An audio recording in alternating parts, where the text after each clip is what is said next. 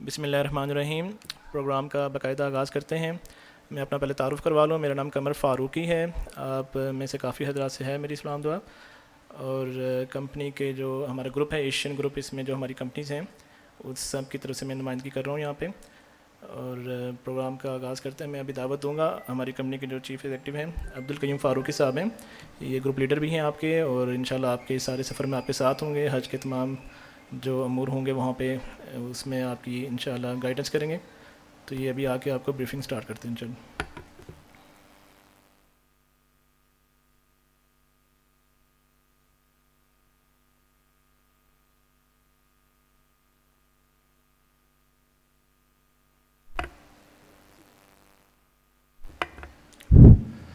اعوذ باللہ من الشیطان الرجیم، بسم اللہ الرحمن الرحیم، الحمد للہ رب العالمین والعاقبۃ للمتقین والصلاة والسلام علی سید المرسلین وعلی آلہ وصحبہ اجمعین۔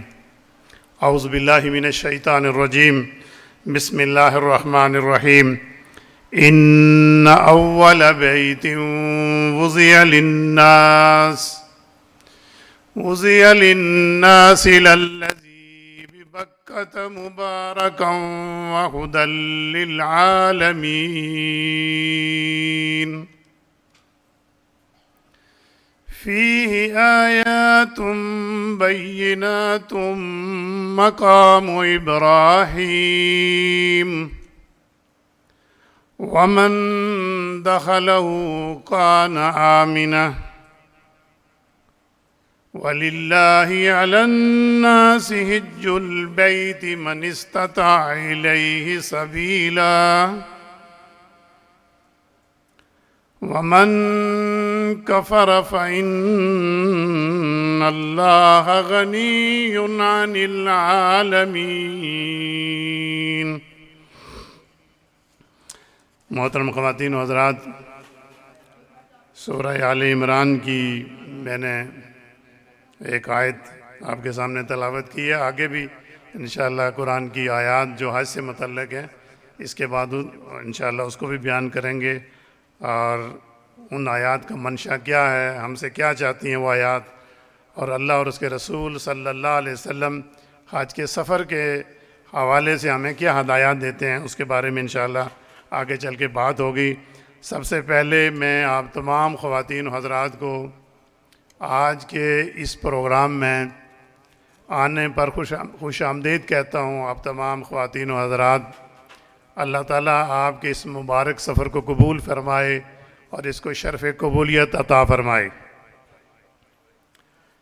ہم اللہ پاک کا شکر ادا کرتے ہیں کہ پاکستان کے کروڑوں لوگوں میں سے اللہ تعالیٰ نے ہم سب کو اس سال اپنے گھر کی زیارت کے لیے اور حج بیت اللہ کے لیے منتخب کیا۔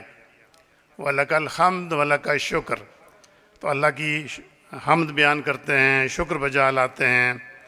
میرے ساتھ مل کے آپ سارے پڑھیں، وَلَكَ الْحَمْدُ وَلَكَ الشُّكْرُ، وَلَكَ الْحَمْدُ وَلَكَ الشُّكْرُ، سبحان اللہ وبحمدہ سبحان اللہ العظیم۔ اللہ پاک کا شکر بجا لاتے ہیں کہ اس نے ہمیں صحت دی، تندرستی عطا فرمائی، اور وہ سارے وسائل بروئے کا لانے کی توفیق بخشی جس کے نتیجے میں ہمارا یہ سفر ممکن ہوا۔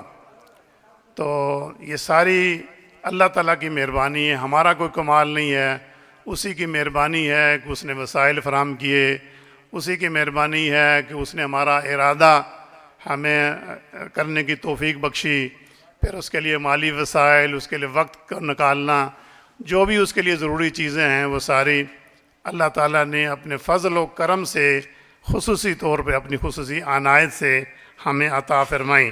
اس پہ ہم اللہ تعالیٰ کا شکر ادا کرتے ہیں۔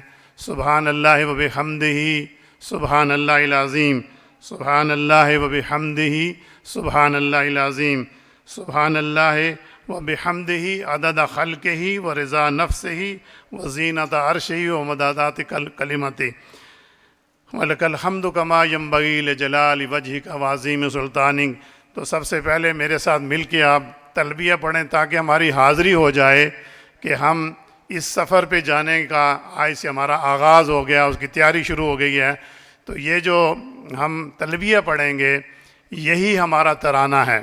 اس سفر میں اٹھتے بیٹھتے چلتے پھرتے جس بھی حالت میں ہم ہیں احرام پہنیں گے، احرام پہن کے عمرے میں ہیں تب بھی پھر عمرے کا احرام اتار دیں گے، پھر جب ہم انشاءاللہ تعالیٰ 7 تاریخ کو یا 8 ذی الحج کو یہی احرام دوبارہ پہنیں گے تو پھر انشاءاللہ یہی ترانہ ہمارا جاری و ساری ہو جائے گا۔ تو میرے ساتھ مل کے پڑھیں، لبیک اللہم لبیک، خشوع و خضوع کے ساتھ پڑھیں، پورے انہماک سے پڑھیں، جذبے کے ساتھ پڑھیں۔ اللہ کے سامنے اللہ کے فرشتے یہ کرامن کاتبین یہ لکھ رہے ہیں نا، ہماری حاضری لکھ رہے ہیں، تو آپ جو پڑھیں گے خشوع و خضوع کے ساتھ پڑھیں گے، اللہ پاک بھی دیکھ رہے ہیں کہ ہمارے اندر کتنا جذبہ ہے، کتنا خشوع و خضوع ہے، اس عظیم الشان سفر کے لیے ہم کتنی محنت کر رہے ہیں، کتنی ہماری توجہ ہے۔ لبیک اللہم لبیک لبیک لا شریک لک لبیک ان الحمد والنعمت لک والملک لا شریک لک لبیک اللہم لبیک لبیک لا شریک لک لبیک ان الحمد والنعمت لک والملک لا شریک لک۔ تو محترم خواتین و حضرات، میں آپ سے عرض کر رہا تھا کہ یہ سفر جو ہے کوئی عام سفر نہیں ہے، کوئی ہمارا کاروبار نہیں ہے، کوئی ہمارا سیر و سیاحت کا کوئی پروگرام نہیں ہے، یہ سفر جو ہے ایک منفرد سفر ہے۔ اس سفر کے نتیجے میں ہم اللہ تعالیٰ سے کیا چاہتے ہیں؟ اللہ کی رضا اور خوشنودی چاہتے ہیں۔ اس سفر کے نتیجے میں ہم یہ چاہتے ہیں کہ ہم عرفات کے میدان میں پہنچیں، اللہ کے حضور حاضری دیں اور اللہ تعالیٰ ہمارے سارے کے سارے گناہوں کو معاف کر دے اور ہمیں اس طرح سے واپس کرے جس طرح اللہ کے رسول صلی اللہ علیہ وسلم نے فرمایا ہے کہ من حج فلم یفسق و یرفس رجع کا یومن ولدت امہ، کہ جس نے پورے آداب کے ساتھ حج کیا وہ اس طرح سے واپس لوٹتا ہے کہ جیسے ماں کے پیٹ سے ایک بچہ نوزائیدہ بچہ پیدا ہوتا ہے۔ تو اللہ تعالیٰ اس سفر کے نتیجے میں ہمیں بہت عظیم الشان اجر عطا کرنے والے ہیں۔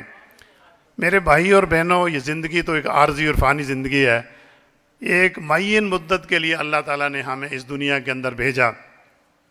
اس کی مدت کتنی ہے وہ ہمیں معلوم نہیں ہے۔ ہم میں سے بیشتر لوگ ایسے ہیں کہ جو اس زندگی کا ایک طویل عرصہ گزار چکے ہیں، اور تبارک الذی بیدہ الملک وہو علی کل شیء قدیر الذی خلق الموت والحیات لیبلوکم ایکم احسن عملا۔ اللہ نے یہ زندگی اور موت اس لیے دی کہ وہ ہمیں آزمائے کہ ہم میں سے کون بہتر عمل کرنے والا ہے۔ اللہ تعالیٰ نے ہمیں پیدا کیا ہے، کچھ شترے بے مہار چھوڑ نہیں دیا ہے، بلکہ کچھ پابندیاں، کچھ حدود و قیود اللہ تعالیٰ نے عائد کیے ہیں۔ ہمیں ان حدود اور قیود کے اندر رہ کے زندگی گزارنی ہے، اور پھر زندگی کے بعد ہمیشہ ہمیشہ کے لیے اس زندگی کے اندر، اس جہان کے اندر ہم نے چلے جانا ہے۔ ہمارے ہزاروں رشتہ دار، عزیز، ساتھی اس دنیا سے چلے گئے، ان کا نام و نشان مٹ گیا۔ بڑے بڑے نامور لوگ تھے، آج ان کا کوئی نام نہیں ہے۔ جو آج فوت ہوتا ہے ہفتہ، 10 دن، 1 مہینہ، 1 سال لوگ اس کو یاد رکھتے ہیں، اس کے بعد لوگ بھول جاتے۔ کتنا ہی پیارے ہمارے عزیز دنیا سے چلے گئے ہیں، آج ہمیں یاد بھی نہیں ہے، کبھی ہم ان کی قبر پہ نہیں جاتے۔ شروع میں تو ہفتہ 10 دن ان کی قبر پہ جاتے رہتے ہیں، لیکن پھر بھول جاتے ہیں۔ اسی طرح ہمارے ساتھ بھی ہونا ہے۔ لہٰذا میرے بھائیوں اور بہنوں، آج یہ وقت ہے، یہ اللہ تعالیٰ نے آپ کو موقع عطا کیا ہے، اس زندگی کے اندر آپ کو یہ موقع عطا کیا ہے کہ آپ کو اپنے گھر بلایا ہے، اس مقام پہ بلایا ہے جہاں اللہ تعالیٰ کہتے ہیں کہ جتنے بھی لوگ اس مقام پہ حاضر ہوتے ہیں ان تمام کی بخشش کر دی جاتی ہے۔ تو یہ کتنا بڑا اجر ہے اس زندگی کے اندر۔ ہم اس میدان میں جا رہے ہیں جس میدان میں ہم نے دوسری زندگی کے اندر جانا ہے، وہی عرفات کا میدان ہے، وہی آخرت کا بھی میدان ہوگا، اسی کے اندر اللہ کے حضور پیشی ہونی ہے۔ آج تو اللہ نے ہمیں بلایا ہے نا، انعام کے لیے بلایا کہ آ جاؤ میرے سامنے، نادم ہو جاؤ، توبہ کر لو، استغفار کر لو، پیش ہو جاؤ، اپنی زندگی میں جو کچھ میری نافرمانیاں کی ہیں اس پہ ندامت کا اظہار کر دو، میں تمہارے سارے کے سارے گناہوں کو معاف کر دوں گا۔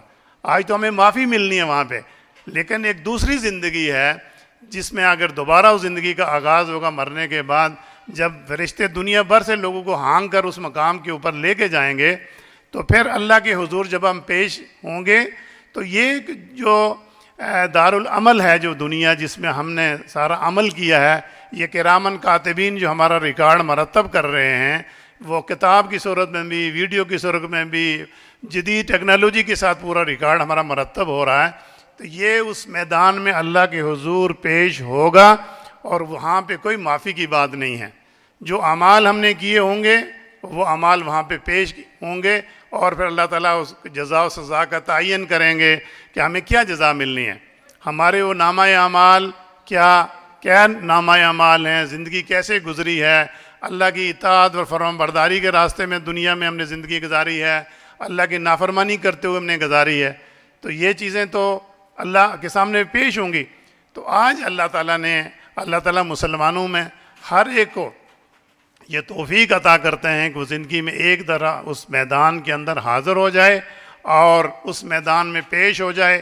وہی 2 چادریں پہن کے جو ہم قبر میں پہن کے جاتے ہیں، وہی 2 چادریں پہن کے اللہ کے حضور اس میدان میں حاضر ہوتے ہیں. تو اللہ تعالیٰ پھر 9 ذی الحج کو اس پیشی کے نتیجے میں ہمارے سارے گناہوں کو اللہ تعالیٰ معاف فرما دیتے ہیں. تو اس لیے یہ بہت بڑی سعادت کی بات ہے کہ ہمارا یہ سفر ممکن ہوا ہے. اللہ تعالیٰ نے ہمارے لیے مقدر کر دیا ہے کہ ہم یہ سفر کریں.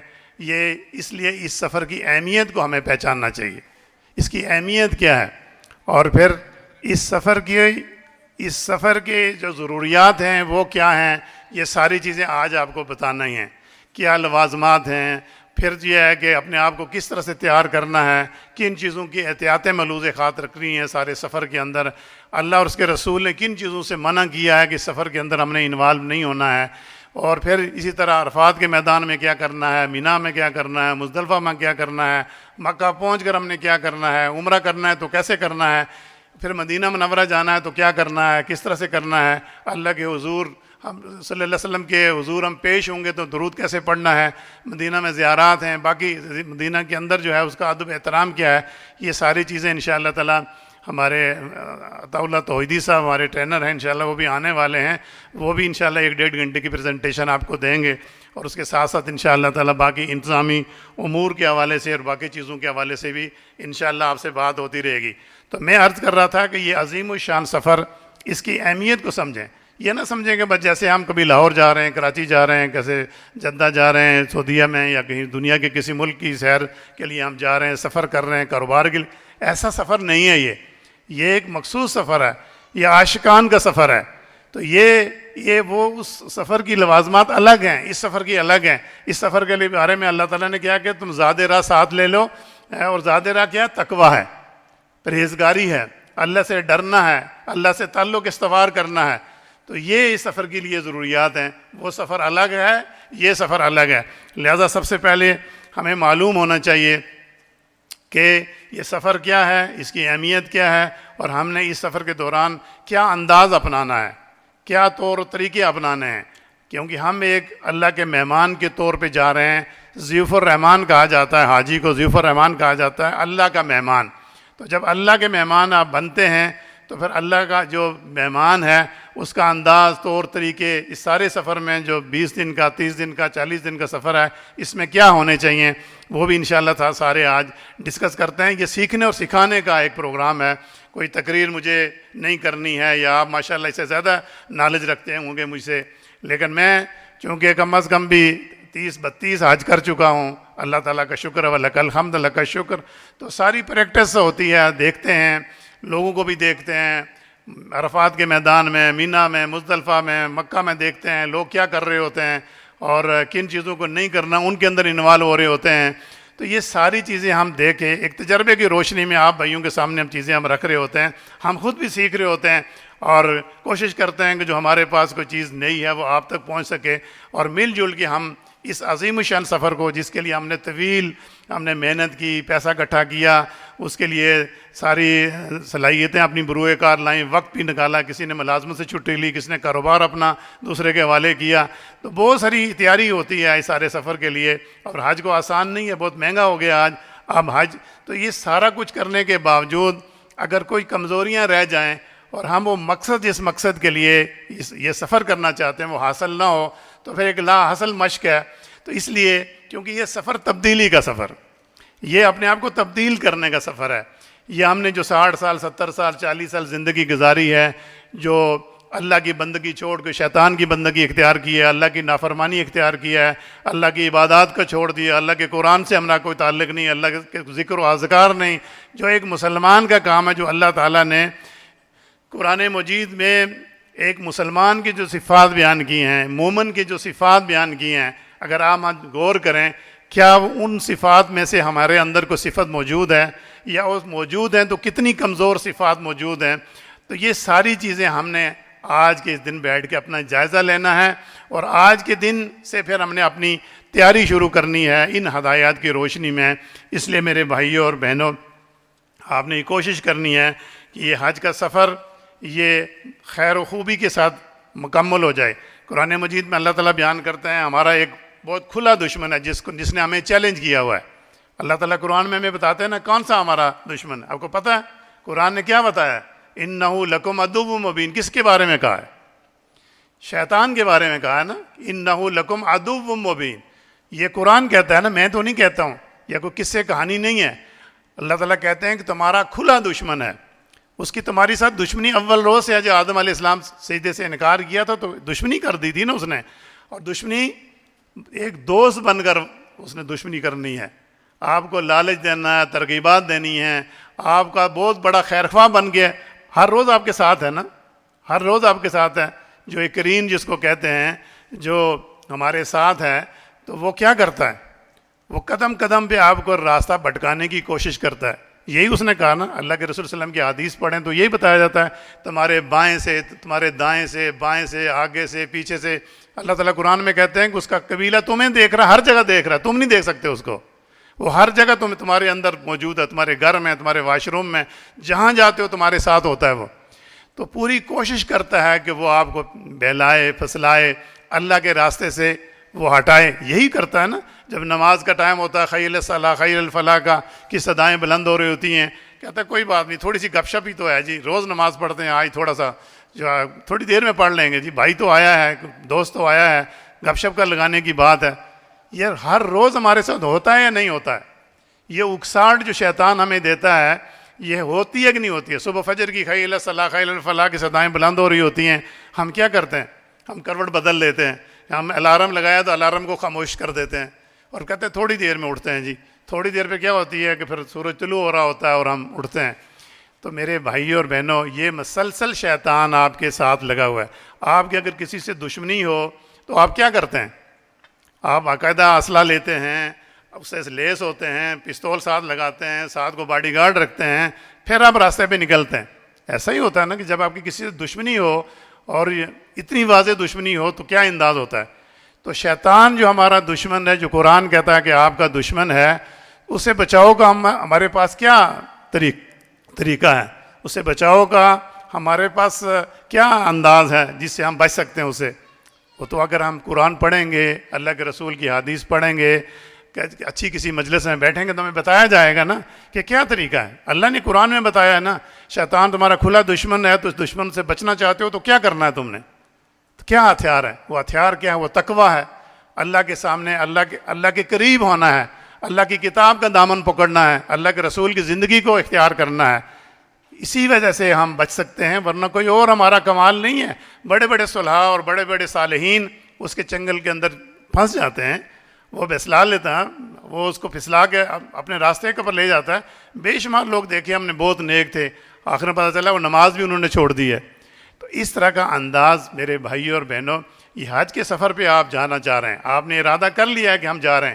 آپ کیا سمجھتے ہیں شیطان جس نے 60 سال 70 سال لگا کے آپ کے ساتھ اتنی محنت کر کے آپ کی ساری جو عبادات سے آپ کو دور رکھا، قرآن سے دور رکھا، سب کچھ کیا، اس کو معلوم ہو رہا کہ یہ بندہ جو میرے نرگے میں تھا اور یہ جا رہا ہے عرفات کے میدان میں، وہاں جا کے یہ اللہ کے سامنے پیش ہو جائے گا اور اللہ تعالیٰ اس کے سارے گناہوں کو معاف کر دیں گے.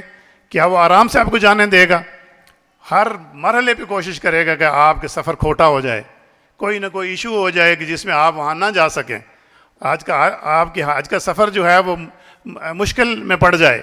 یہ تو اس کی کوشش ہوگی پوری. اس کوشش کو ناکام کیسے بنائیں گے؟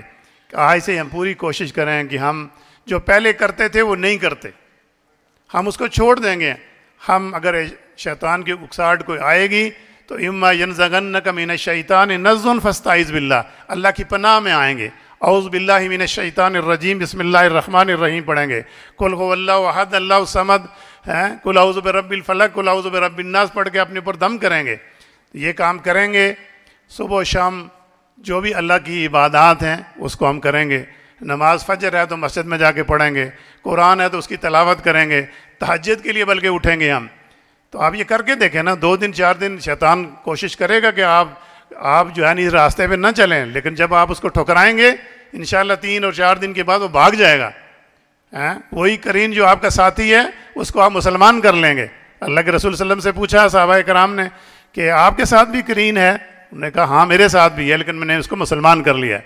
तो इसलिए आप जब उसकी ख्वाहिशात के मुताबिक नहीं बल्कि अल्लाह की ख्वाहिशात को आप आगे रखेंगे, अल्लाह के रसूल सल्लल्लाहु अलैहि वसल्लम की तालीमात को, उनके अहकाम को आप सामने रखेंगे और मजबूती के साथ रखेंगे, अल्लाह से दुआ मांगेंगे, या अल्लाह मुझे इस्तकामत अता फरमा, जिस रास्ते पे मैंने चलने का अज़म किया है मुझे इस्तकामत अता फरमा, अल्लाह ताला इस्तकामत देंगे आपको।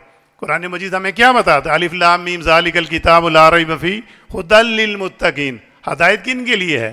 परहेजगारों के लिए है ना। परहेजगार कौन होता है? जो हदायत चाहता है, जो बचना चाहता है, बुराई से बचना चाहता है, नेकी खैर और भलाई के काम में। वल्लज़ीना जाहदू फीना लनहदियन्नहुम सुबुलना, अल्लाह ताला ने हमें बताया ना, हदायत को इतनी अल्लाह ताला की कोई मामूली चीज़ नहीं है कि जो हम ना चाहें और अल्लाह ताला ज़बरदस्ती हमें घोल के पिला दे, ऐसा तो नहीं है। हम चलने का अज़म करेंगे, सिराते मुस्तकीम पे चलना का अज़म करेंगे। अल्लाह ताला ने हमें बताया ना सिराते मुस्तकीम क्या है और सिराते जहन्नम कौन सी है। अल्लाह के रसूल सल्लल्लाहु अलैहि वसल्लम ने बताया है सीधा रास्ता जन्नत को जाने वाला क्या है और जहन्नम के जाने वाला रास्ता क्या है।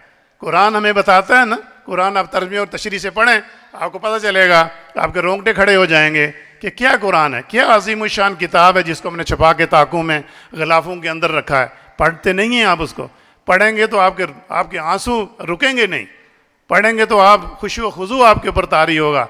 फिर आप देखेंगे किस तरह आप किसी गलत काम के अंदर अपने आप को मुलव्वस पाते हैं। अल्लाह के दामन को पकड़ेंगे, अल्लाह के दीन को दामन को पकड़ेंगे, अल्लाह के रसूल सल्लल्लाहु अलैहि वसल्लम की ज़िंदगी को इख्तियार करेंगे।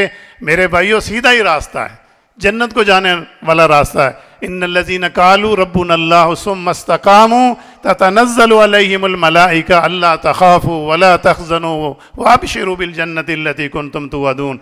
अल्लाह कहते हैं कि जिसने मुझे पकड़ लिया, जिसने कहा अल्लाह, फिर ईमान लाया और कहा मेरा रब है, फिर उस पर इस्तकामत दिखाई, फिर सर्दी है, गर्मी है, जाड़ा है, नमाज कभी छोड़ी नहीं है, कुरान पढ़ना कभी छोड़ा नहीं है, नेकी खैर और भलाई के रास्ते को छोड़ा नहीं है, दीन की तबलीग दावत और दूसरे लोगों को नेकी और खैर और भलाई की तरफ बुलाने के रास्ते को छोड़ा नहीं है। तो फिर अल्लाह ताला कहते हैं कि फरिश्ते नाज़िल होते हैं उस पर। तो ये आपके रास्ता भी जो आपने इख्तियार किया है, जिस रास्ते पे आप चल रहे हैं, आप इस रास्ते को इख्तियार करते आज से ही करेंगे। इस सारे सफ़र में अल्लाह ताला कहते हैं, क्या कहते हैं? ततनज़्ज़लु अलैहिमुल मलाइका अल्ला तख़ाफ़ू वला तहज़नू वअबशिरू बिल जन्नति अल्लती कुन्तुम तुअदून। अल्लाह की रहमतें कदम कदम के ऊपर आपके ऊपर बरसती रहेंगी इंशाअल्लाह ताला। लिहाजा मेरे भाइयों और बहनों, आज से ही हम अपनी सिमत का दुरुस्त तौर पर तयन करें कि हमारी सिमत क्या है। भाई हम कहाँ भटके हुए थे? हम 40, 50, 60 साल, कभी 2 मिनट 3 मिनट के लिए अपने गिरेबान में जाकर एक जायज़ा लें अपनी ज़िंदगी का, कहाँ हम गलत थे, कहाँ सही थे, उस पर अल्लाह का शुक्र अदा करें। जहाँ गलत थे अल्लाह ताला से तौबा और इस्तग़फ़ार यहीं से शुरू करें। वही तौबा इस्तग़फ़ार हमने अराफात के मैदान में पूरे हज के सफ़र में हमने करते रहना है इंशाअल्लाह ताला। तो मुझे उम्मीद है कि इंशाअल्लाह ताला हम इन बातों को मलूज़ ख़ातर रखेंगे इंशाअल्लाह ताला, जिसके नतीजे में अल्लाह ताला हमारे इस सफ़र को ये हज मबरूर बनाएंगे। हज मबरूर क्या है? अल्लाह के रसूल सल्लल्लाहु अलैहि वसल्लम ने फरमाया कि हज मबरूर का बदला जन्नत के सिवा कुछ नहीं है, कबूलियत वाला हज। इंशाअल्लाह ताला अल्लाह ताला हर एक हज को कबूल करेगा। अल्लाह ने तो तरीका बता दिया है ना, ये चीज़ें हैं, ये करेंगे आप, अल्लाह ताला कहते हैं मैं उसको कबूल करूँगा। आप 1 कदम उसकी तरफ बढ़ेंगे, वो 10 कदम आपकी तरफ बढ़ेंगे। तो ये तो अल्लाह ताला ने कुरान में और अल्लाह के रसूल सल्लल्लाहु अलैहि वसल्लम ने बताया है। इसलिए मेरे भाइयों ये चीज़ें आपने पेश नज़र रखें। तो जो सूरह आले इमरान की मैंने आयत आपके सामने पेश की है, उसमें अल्लाह ताला फरमाते हैं कि बेशक सबसे पहली इबादत गाह जो इंसानों के लिए तामीर हुई वो वही है जो मक्का में वाक़ है। इसको खैर व बरकत दी गई है اور تمام جہان والوں کے لیے مرکز ہدایت بنایا گیا ہے۔ اس میں کھلی ہوئی نشانیاں ہیں۔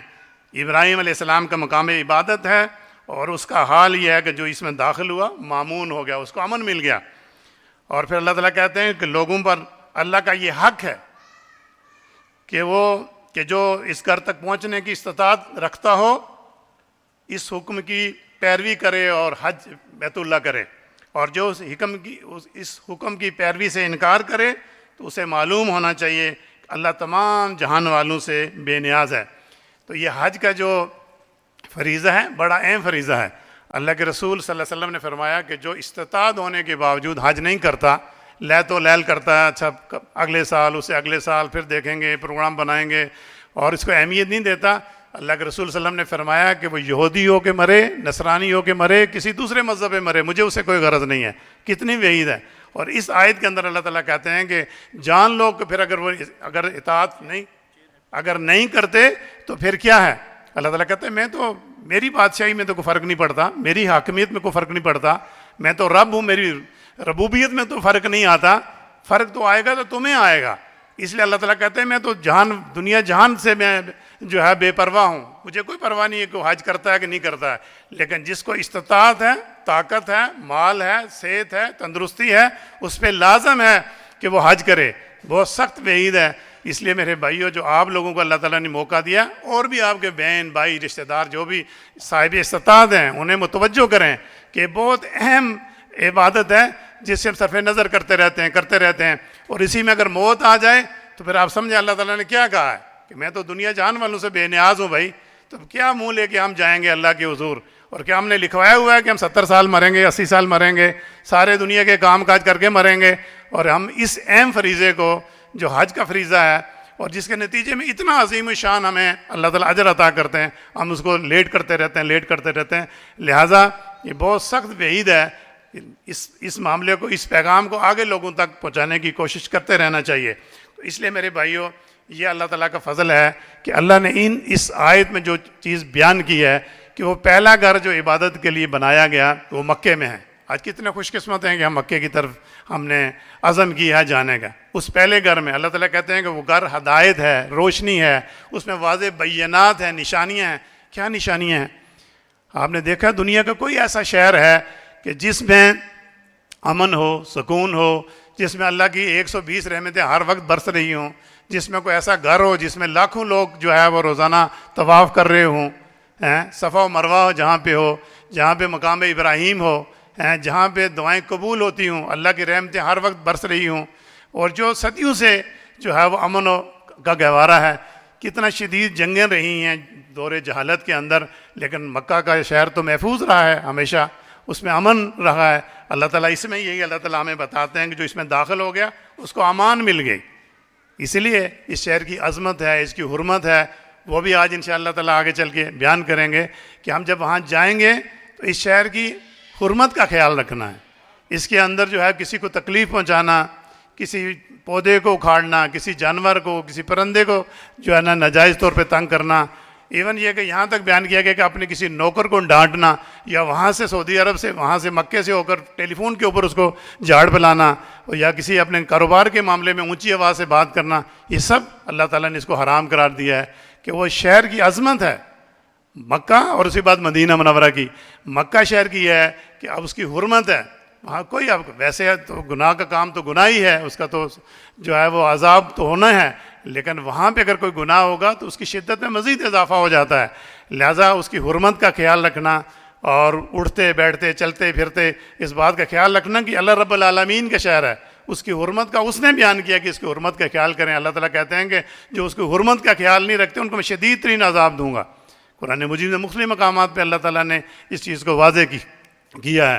تو اس لیے میرے بھائیوں اور بہنوں، یہ اللہ کا گھر ہے کہ جہاں بھی ہم جا رہے ہیں